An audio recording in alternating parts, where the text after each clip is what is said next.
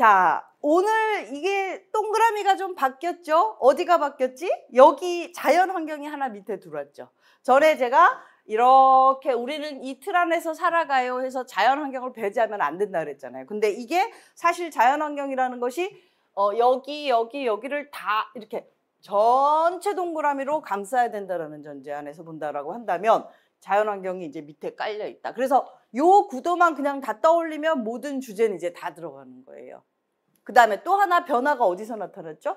여기 나타나 있네. 위에 보면. 전에는 제가 개인과 사회 이렇게만 써놨었어요. 근데 개인들이 지향하는 정치적 지향가치, 사회가 지향하는 정치적 지향가치, 경제적 지향가치, 사회적 지향가치. 개인과 사회가 각각 따로 지향하는 정치적, 경제적, 사회적 지향가치. 저거 놓치고 있으면 안 돼요. 그렇죠?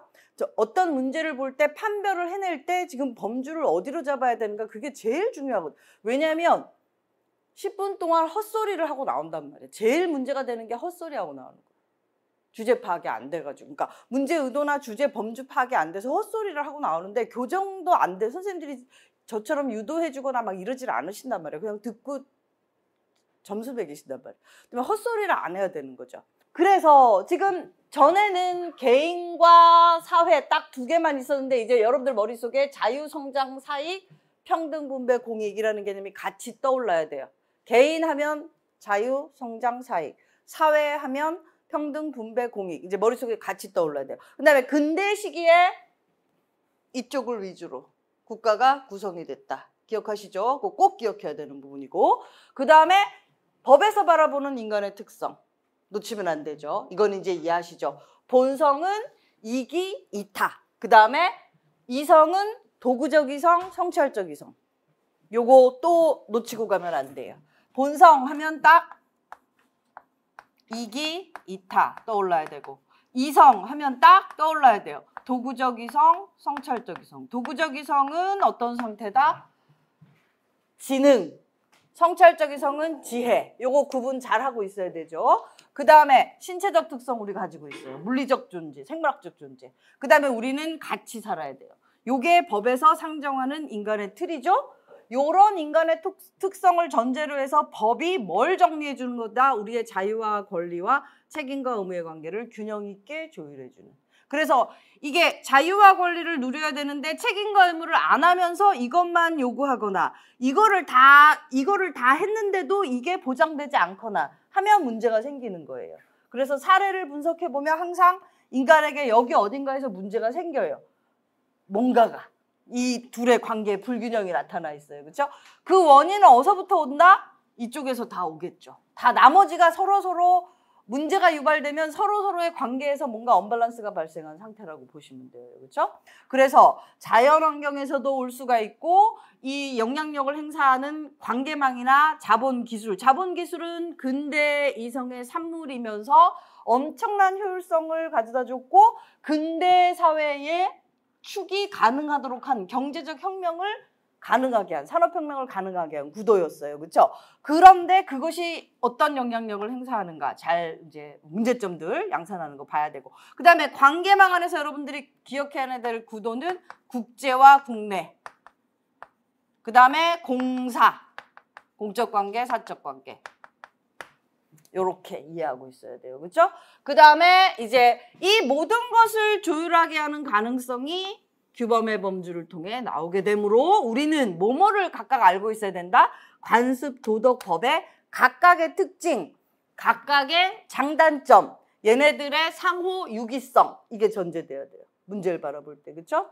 요걸 토대로 개인과 사회가 어떤 양태적 구도가 가능한가, 지향 가치에 따른 국가 양태가 가능한가. 요거는 행태로 본 거고, 그러니까 그 양태로 본 거고, 요거는 지향 가치에 따라 분류한 거고, 요거 이해하고 있어야 되고, 이게 다예요.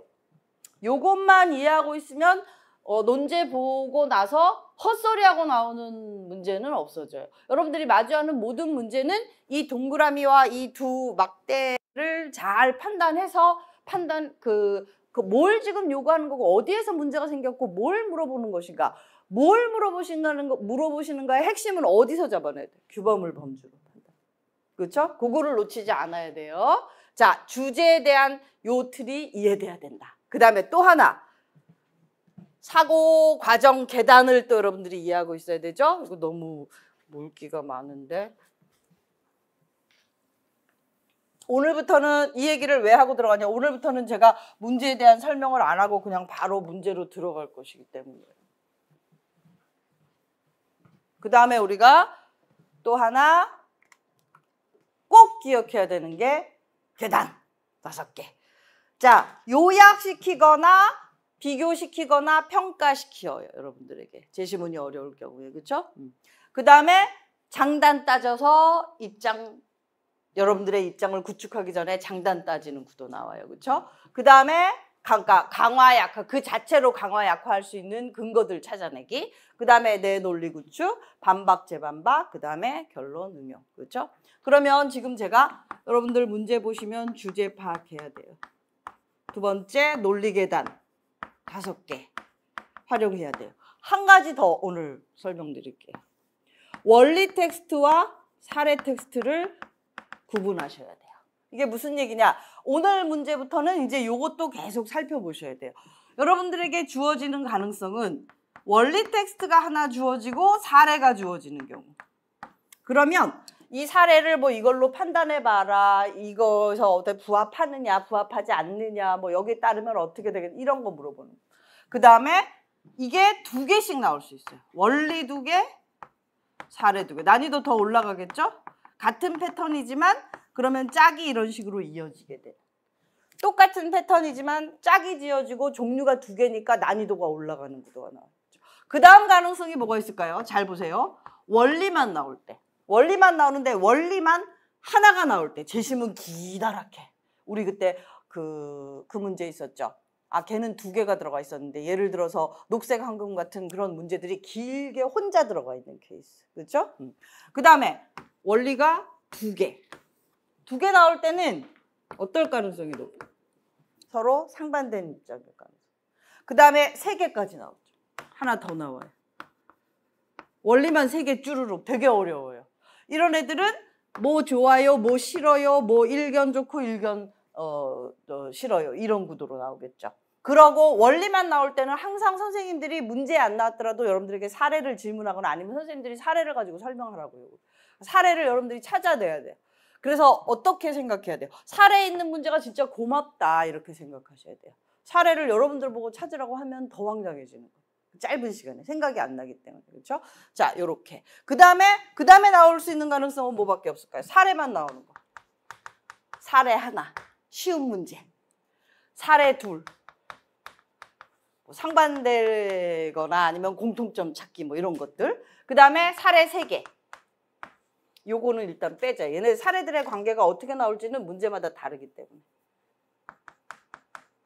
그러면 가능성이 좋아요, 싫어요, 나빠요 이런 걸 수도 있고 오일 수도 있고 XXX 여러 가지 가능성이 있어요. 사례 관계는요. 그렇죠? 그 다음에 사례는 4개까지도 나와요.